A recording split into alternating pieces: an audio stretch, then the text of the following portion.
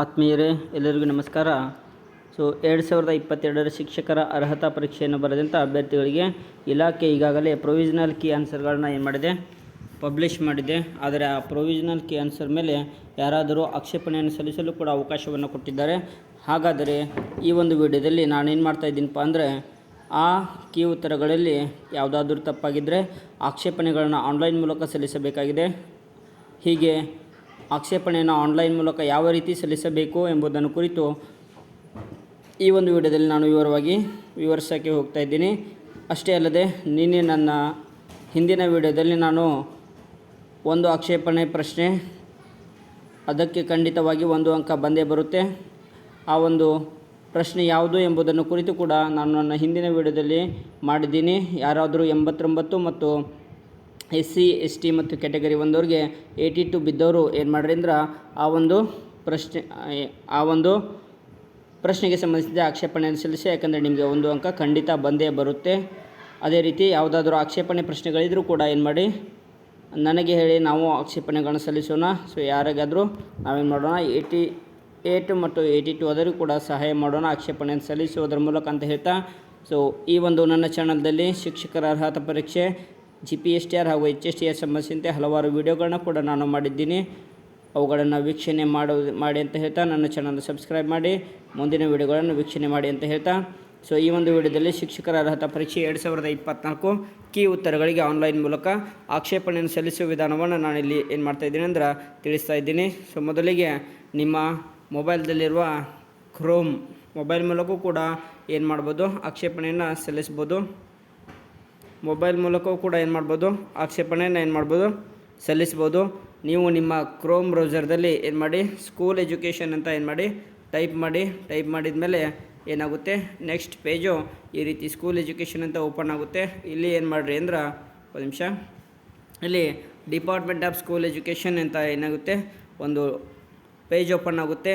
ಇದನ್ನು ಕ್ಲಿಕ್ ಮಾಡಿದ ಮೇಲೆ ಏನಾಗುತ್ತೆ ಅಂದರೆ, ನೆಕ್ಸ್ಟ್ ಪೇಜಲ್ಲಿ ಈ ರೀತಿ ಬರುತ್ತೆ ನೋಡಿರಿ, ಶಾಲಾ ಶಿಕ್ಷಣ ಇಲಾಖೆ ಅಂತ ಕಟ್ಟ. ಇಲ್ಲಿ ಏನು ಮಾಡಬೇಕಪ್ಪ ಅಂದರೆ, ಇಲ್ಲಿ 3 ಡಾಟ್ ಇದೆ ನೋಡಿರಿ, ಅದರ ಮೇಲೆ ಏನು ಮಾಡಬೇಕು, ಕ್ಲಿಕ್ಕನ್ನು ಮಾಡಬೇಕು 3 ಡಾಟ್ ಮೇಲೆ. ಆವಾಗ ಏನಾಗುತ್ತೆ ಅಂದರೆ, ಈ ರೀತಿ ಒಂದು ಡ್ಯಾಶ್ ಬೋರ್ಡ್ ಓಪನ್ ಆಗುತ್ತೆ. ಇಲ್ಲಿ ಡ್ಯಾಶ್ ಬೋರ್ಡ್ದಲ್ಲಿ ಇಲ್ಲಿ CSL ಅಂತ ಇದೆ ನೋಡಿರಿ, ಈ CSL ಎನ್ನುವಂಥ ಒಂದು ಆಪ್ಷನ್ ಮೇಲೆ ನೀವೇನು ಮಾಡಬೇಕು, ಕ್ಲಿಕ್ಕನ್ನು ಮಾಡಬೇಕು. CSL ಆಪ್ಷನ್ ಮೇಲೆ ಕ್ಲಿಕ್ ಮಾಡಿದ ಮೇಲೆ ಇಲ್ಲಿ CSL ವಿಭಾಗ ಏನಾಗುತ್ತೆ, ಅಲ್ಲಿ ಓಪನ್ ಆಗುತ್ತೆ. ಇಲ್ಲಿ ಏನು ಮಾಡಿರಿ ಅಂದ್ರೆ, ಕೆಳಗಡೆ ಹಾಗೆ ಸ್ಕ್ರೋಲ್ ಮಾಡ್ತಾ ಬನ್ನಿರಿ. ಈ ಫೋಟೋ ಕೆಳಗಡೆ ಏನಿದೆ ಅಂದ್ರೆ ಇತ್ತೀಚಿನ ಸುದ್ದಿ ಅಂತ ಇದೆ. ಇಲ್ಲೇನು ಮಾಡಬೇಕಪ್ಪ ಅಂದ್ರೆ, ನೀವು ಇಲ್ಲಿ ಕ್ಲಿಕ್ ಮಾಡಬೇಕು ನೋಡಿರಿ, TET 2024 ಪ್ರವೇಶದ ಚೀಟಿಯನ್ನು ರಚಿಸಿ ಅಂತಿದೆ. ಇಲ್ಲಿ ನನ್ನ ಕನ್ನಡ ಇದೆ, ಅದಕ್ಕೆ ಪ್ರವೇಶದ ಚೀಟಿ ಅಂತ ಬಂದಿದೆ. ಇಲ್ಲಿ ಹಾಲ್ ಟಿಕೆಟ್ ಅಂತ ಇಂಗ್ಲೀಷ್ ಇದ್ದವ್ರಿಗೆ ಹಾಲ್ ಟಿಕೆಟ್ ಅಂತ ಬರುತ್ತೆ. ಅದರ ಮೇಲೆ ಏನು ಮಾಡಬೇಕು, ಕ್ಲಿಕ್ಕನ್ನು ಮಾಡಬೇಕು. ಈ ಒಂದು ಲಿಂಕ್ ಮೇಲೆ ಕ್ಲಿಕ್ಕನ್ನು ಮಾಡಿ, ಕ್ಲಿಕ್ ಮಾಡಿದ ಮೇಲೆ ನೆಕ್ಸ್ಟ್ ಏನಾಗುತ್ತೆ, ಈ ರೀತಿ ಒಂದು ಪೇಜ್ ಓಪನ್ ಆಗುತ್ತೆ.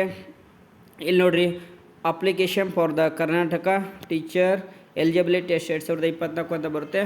ಅದಕ್ಕೆ ಸಂಬಂಧಿಸಿದಂತೆ ಇಲ್ಲಿ ಏನಿದೆ ಅಂದ್ರೆ, objection for KRTT 2024 key answer, ಈ ಒಂದು ಆಪ್ಷನ್ನ ಚಾಯ್ಸ್ ಮಾಡಬೇಕು. ಇಲ್ಲಿ ಕೀ ಆನ್ಸರ್ ಪೇಪರ್ 1 ಪೇಪರ್ 2 ಇದೆ, ಇದು ಇನ್ಸ್ಟ್ರಕ್ಷನ್ ಇದೆ.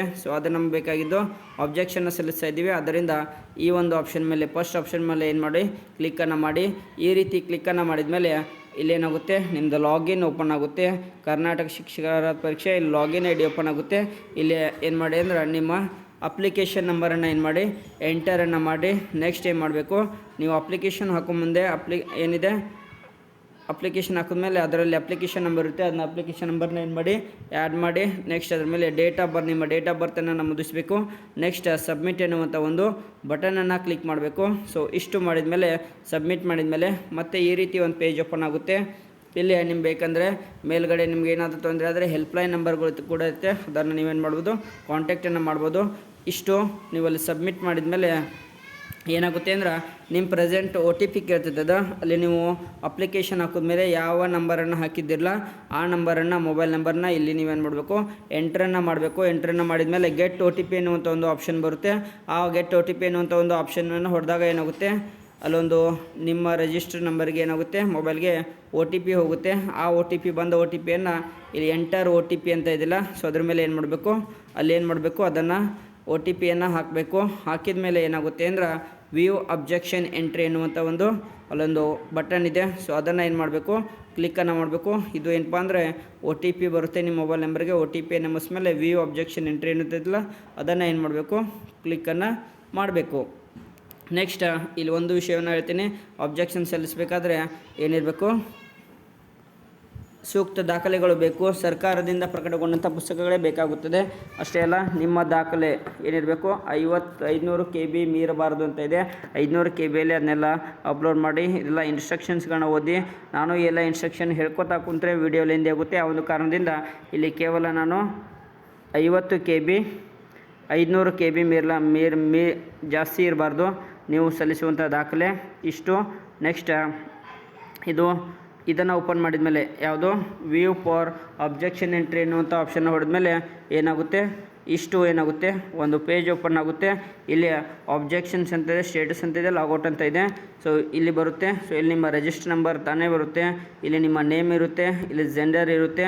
ಇಲ್ಲೇ ಕ್ಲಿಕ್ ಮಾಡಬೇಕು. ನೀವು ಯಾವ ಪೇಪರ್ಗೆ, ಎಷ್ಟನೇ ಪೇಪರ್ಗೆ ಅಬ್ಜೆಕ್ಷನನ್ನು ಮಾಡ್ತೀರಿ. ಫಾರ್ ಎಕ್ಸಾಂಪಲ್ ಅಲ್ಲಿ ಕ್ಲಿಕ್ ಮಾಡಿದ ಮೇಲೆ ಈ ರೀತಿ ಸೊ ಅಲ್ಲಿ ನೀವು ಪೇಪರ್ ಅಂತ ಕ್ಲಿಕ್ ಮಾಡಿದ್ಮೇಲೆ ಪೇಪರ್ 1 ಪೇಪರ್ 2 ಅಂತ ಬರುತ್ತೆ. ಆಮೇಲೆ ಆಟೋಮೆಟಿಕ್ಕಾಗಿ ನೀವು ಯಾವ ಪೇಪರ್ ಸೆಲೆಕ್ಟ್ ಮಾಡ್ತಿರಲ್ಲ, ಪೇಪರ್ 1 ಪೇಪರ್ 2, ಆಮೇಲೆ ಫಸ್ಟ್ ಲ್ಯಾಂಗ್ವೇಜ್ ಯಾವ್ದು ಹಾಕಿರ್ತೀರಿ, ಕನ್ನಡ, ಅದೆಲ್ಲ ತಾನೇ ಆಟೋಮೆಟಿಕ್ ಬರುತ್ತೆ. ಸಬ್ಜೆಕ್ಟ್ ನಿಮ್ಮದು SS ಆಗಿದ್ರೆ SS ಅಂತ ಬರುತ್ತೆ, ಸೈನ್ಸ್ ಇದ್ದರೆ ಸೈನ್ಸ್ ಅಂತ ಬರುತ್ತೆ ಪೇಪರ್ 2ದವ್ರಿಗೆ. ನೆಕ್ಸ್ಟ್ ನೀವು ಯಾವ ಪ್ರಶ್ನೆಗೆ ಏನು ಮಾಡ್ತಾಯಿದ್ದೀರಿ, ಅಬ್ಜೆಕ್ಷನನ್ನು ಹಾಕ್ತಿದ್ರಲ್ಲ, ಸೊ ಅದರ ಏನು ಮಾಡ್ಬೇಕಂದ್ರೆ ಅಲ್ಲೇ ಕ್ವಶನ್ ನಂಬರ್ ಬರೀಬೇಕು. 69ನೇ ಕ್ವಶನ್ಗೆ ನಾನು ನಿನ್ನೆ ಏನು ಮಾಡಿದ್ದೀನಿ, ಅಬ್ಜೆಕ್ಷನ್ನ ಸಲ್ಲಿಸಿದ್ದೀನಿ. ಸೊ ಇಲ್ಲಿ ನಾನು 69 ಅಂತ ಹಾಗೆ ಬರೆದಿದ್ದೀನಿ. CSC ಇದ್ದವ್ರು ಏನು ಮಾಡಿದ್ದಾರೆ, ಇದಕ್ಕೆ ಉತ್ತರ ಅವರು ಆಟೋಮೆಟಿಕಲಿ ತಾನೇ ಬಂದುಬಿಡುತ್ತೆ. ಅದು ಅವರು ಕೊಟ್ಟಿದ್ದು. ನಾವು ಅಬ್ಜೆಕ್ಷನ್ ಅದಕ್ಕೆ ಯಾವ್ದು ಹಾಕ್ತೀವಿ ಅನ್ನೋದು ತಿಳ್ಕೊಡ್ಬೇಕು. ಅಬ್ಜೆಕ್ಷನ್ ಆನ್ಸರ್ ಅಂತ ಇದೆಯಲ್ಲ, ಇಲ್ಲೇನು ಮಾಡಬೇಕು, ನಾವು ಅಬ್ಜೆಕ್ಷನ್ ಇದಕ್ಕೆ 3 ಅಂತ ನಾನು ನಿನ್ನಿನ ವಿಡಿಯೋದಲ್ಲಿ ಏನು ಮಾಡಿದ್ದೀನಿ ಅಂದ್ರೆ ನಿಖರವಾದಂಥ ಮಾಹಿತಿ ಯಾವುದು ವಾಮದೇವಪ್ಪ ಅವರು ಬರೆದಂಥ ಪಠ್ಯಪುಸ್ತಕದಲ್ಲಿ ಬಂದಂಥ ದಾಖಲೆ ಸಮೇತ. ಸೊ ನಾನು 3 ಅಂತ ಹಾಕಿದ್ದೀನಿ. ಆ ಪ್ರಶ್ನೆಗೆ ಉತ್ತರ ಖಂಡಿತ ಬಂದೇ ಬರುತ್ತೆ. ಹೀಗೆ ನಾವಿಲ್ಲಿ ಏನು ಮಾಡಬೇಕು, ಅಬ್ಜೆಕ್ಷನ್ನ ನಿಮ್ಮದು ಯಾವ ಉತ್ತರ ಅನ್ನೋದನ್ನು ಇಲ್ಲಿ ಹಾಕಬೇಕು. ನೆಕ್ಸ್ಟ್ ಅಬ್ಜೆಕ್ಷನ್ ರಿಮಾರ್ಕ್ಸ್ ಹಾಕಬೇಕು. ನೀವು ಹೇಗೆ ಈ ಉತ್ತರವನ್ನು ಖಚಿತಪಡಿಸ್ತೀರಿ ಅಂತ ನಾನಿಲ್ಲಿ ಬರೆದಿದ್ದೀನಿ ನೋಡಿರಿ, ಏನಂತ ಬರೆದಿದ್ದೀನಿ. ನಿನ್ನೆ 69ನೇ ಪ್ರಶ್ನೆಗೆ ಡಾಕ್ಟರ್ HV ವಾಮದೇವಪ್ಪ ರವರ ಪುಸ್ತಕದ ಪುಟ ಸಂಖ್ಯೆ 120ರ ಆಧಾರದ ಮೇಲೆ ಈ ಪ್ರಶ್ನೆಗೆ C ಉತ್ತರ 3ನೇ ಆಯ್ಕೆ ಸರಿ ಅಂತ ನಾನು ಏನು ಮಾಡ್ತಾಯಿದ್ದೀನಿ ಅಂದ್ರೆ ಕೆಳಗಿನ ಆಧಾರದ ಮೂಲಕ ಖಚಿತಪಡಿಸ್ತಾ ಇದ್ದೀನಿ ಅಂತ ಇಲ್ಲಿ ರಿಮಾರ್ಕ್ಸನ್ನು ಬರೀರಿ. ನೆಕ್ಸ್ಟ್ ಇಲ್ಲಿ ನೀವು ಆ ಫೋಟೋ ಏನಂದ್ರೆ ನೀವು ದಾಖಲೆಯನ್ನು ಸಲ್ಲಿಸ್ತಾ ಇದ್ದೀರಲ್ಲ, ಈಗ ನಾನು ಹೇಳಿಲ್ಲ 120ನೇ ಪೇಜಲ್ಲಿ ಇದಕ್ಕೆ ದಾಖಲೆ ಇದೆ. ಸೊ ಅದನ್ನು ಏನು ಮಾಡಿರಿ, ಹೇಳಿಲ್ಲ 500 KBಗಿಂತ ಕಡಿಮೆ ಒಂದು ಫೈಲನ್ನು ರೆಡಿ ಮಾಡ್ಕೊಳ್ರಿ. ರೆಡಿ ಮಾಡ್ಕೊಂಡು ಇಲ್ಲಿ ಸೆಲೆಕ್ಟ್ ಮಾಡಿದ್ಮೇಲೆ ನೀವು ಏನು ನಿಮ್ಮ ಮೊಬೈಲ್ದಲ್ಲಿ ಎಲ್ಲಿದೆಯಲ್ಲ ಅದನ್ನು ಸೆಲೆಕ್ಟ್ ಮಾಡಿ ಕೊನೆಗೆ ಏನು ಮಾಡಬೇಕು, ಸಬ್ಮಿಟನ್ನು ಮಾಡ್ಕೋಬೇಕು. ಸಬ್ಮಿಟನ್ನು ಮಾಡಿದ್ಮೇಲೆ ಸರಿಯಾಗಿ ಇನ್ನೊಮ್ಮೆ ಚೆಕ್ ಮಾಡ್ಕೊಳ್ರಿ. ಸಬ್ಮಿಟ್ ಮಾಡೋಕ್ಕಿಂತ ಮುಂಚೆ ಸರಿಯಾಗಿ ನೀವು ಆಪ್ಷನ್ ಯಾವುದಂತ ಆಗಿದ್ದಿರಲ್ಲ ಸರಿಯಾಗಿ ನೋಡಿಕೊಂಡು ಕೊನೆಗೆ ಸಬ್ಮಿಟನ್ನು ಮಾಡಿದ್ಮೇಲೆ ಕೊನೆಗೆ ಏನಪ್ಪ ಅಂದರೆ ಇಲ್ಲಿ ಸಬ್ಮಿಟನ್ನು ಮಾಡಿದ್ಮೇಲೆ ಈ ರೀತಿ ಡಾಟಾ ಸೇವ್ಡ್ ಸಕ್ಸಸ್ಫುಲಿ ಅನ್ನುವಂಥ ಆಪ್ಷನ್ ಏನಾಗುತ್ತೆ ಬರುತ್ತೆ. ಸೊ ಡಾಟಾ ಸೇವ್ಡ್ ಸಕ್ಸಸ್ಫುಲಿ ಬಂತಂದ್ರೆ ನಿಮ್ಮ ಏನು ಅಬ್ಜೆಕ್ಷನ್ನು ಸಬ್ಮಿಟ್ ಆಗಿದೆ ಅಂತ ಇಲ್ಲಿ ಖಚಿತಪಡಿಸ್ಕೊಳ್ಬೋದು.